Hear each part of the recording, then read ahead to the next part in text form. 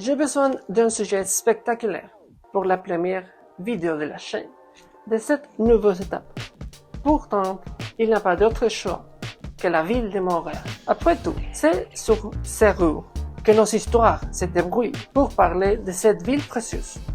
On va nous concentrer sur deux petits livres, en particulier sur deux petites histoires d'entre tous deux. Alors, pourquoi seulement deux histoires et pas tous les livres? Pour être honnête, parce que on a des choses à faire et je détesterais de gaspiller votre temps. Alors, allez-y, let's go. Premièrement, on va parler de la BD qui s'appelle Les Bandes Saint-Denis, écrit et illustré par Boom, je ne sais pas comment se prononce, je m'excuse. Vous pouvez trouver cette parmi les pages de l'anthologie des bandes dessinées québécoises qui s'appelle Les rues de Montréal. De l'autre côté, on va se concentrer sur une histoire courte qui s'appelle Victoria, écrite par Marianne Laure, lequel vous pouvez trouver dans l'anthologie Historias de Montréal. Et oui, ce livre et tous ces contenus sont écrits en espagnol, mais ne vous inquiétez pas, moi, pour te servir, je serai votre guide. Alors, premièrement, on a besoin d'un petit sommaire de les deux histoires. Les deux histoires abordent le sujet de la transformation et le désir. Mais plus important, il s'agit des histoires qui parlaient sur les enfants. Dans les bandes Saint-Denis, on suivit Janine, une petite moralaise qui sort en famille pour aller au bain. Seulement que pour elle, la bande est un endroit magique. La bande se transforme en océan au milieu de la ville. Et, dans cette petite mer, Janine vit une métamorphose en sirène. Néanmoins, la transformation est temporaire, car la magie est limitée. Par ailleurs, dans Victoria, on suivit une autre petite fille moralaise. Au contraire de Janine, Victoria habite à notre époque. Et un détail important, elle n'habite pas avec sa famille biologique parce qu'elle a souffert de la violence domestique. On ne connaît pas les détails, mais pour la petite Victoria, sa métamorphose prend lieu chaque fois qu'elle sort avec sa nouvelle amie, Isabelle, et la mère d'Isabelle. Victoria ne se transforme pas dans une créature magique. Par contre, avec Isabelle et sa mère, Victoria devient la nouvelle sœur d'Isabelle et elle obtient une nouvelle mère. Néanmoins, juste comme il arrive à Janine, la transformation est-elle temporaire, car ici aussi, la magie est limitée. Dans les deux histoires, nos protagonistes sont elles des enfants de Montréal. Je vais vous faire une petite parenthèse. Il faut clarifier que pas nécessairement les histoires avec des enfants comme protagonistes sont des histoires faites pour les enfants. En ajoutant le fait que les enfants doivent plus s'identifier dans la littérature, il n'est pas ordinaire de trouver de la fiction avec des enfants comme le sujet principal. C'est pour cette raison que j'ai choisi ces histoires. Chacune offre sa propre version de Montréal et il y a des similitudes entre les deux, même si à fin de compte, l'histoire de Victoria est-elle une tragédie, pendant que l'histoire de Janine est une fable humoristique et plus drôle que l'autre. Avec nos deux histoires, le film transforme l'ordinaire en extraordinaire.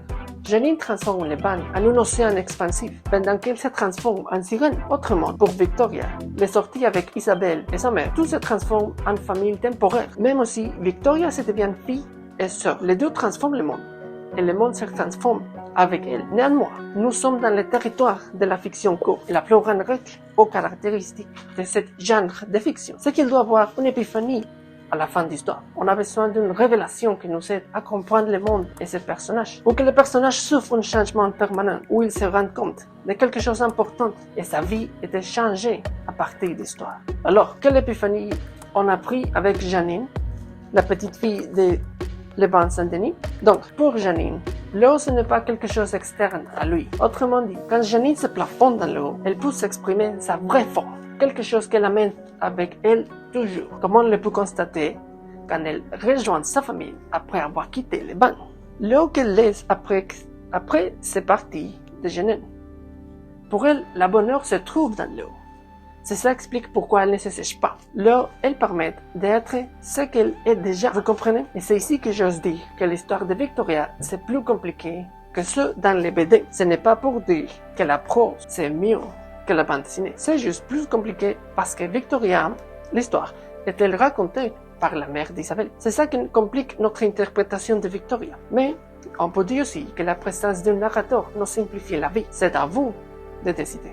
En parlant de Victoria, on peut dire qu'il y a deux épiphanies. Une qui correspond à la fille protagoniste, Victoria, et une autre en relation avec Isabelle. Pour Victoria, on apprend qu'elle a besoin d'une famille pour compléter sa métamorphose en fille et en sœur. Au contraire de Janine, on trouve une fille qui vous offre une transformation. Pour Victoria, chaque sortie l'amène proche à ce qu'elle voudrait être. Mais comme j'avais vous averti, la magie est temporaire.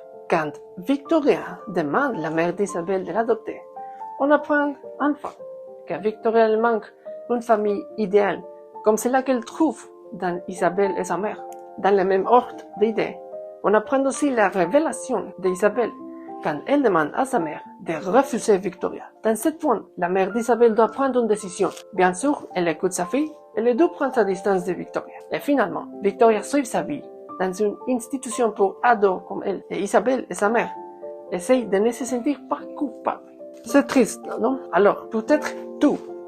Te demande-toi, pourquoi quelqu'un voudrait lire une histoire si triste? Et je vous demande en réponse, est-ce qu'on peut trouver de la bonheur sachant qu'au moins Victoria a trouvé des amis comme Isabelle et sa mère, même si ce n'était que pour quelques instants?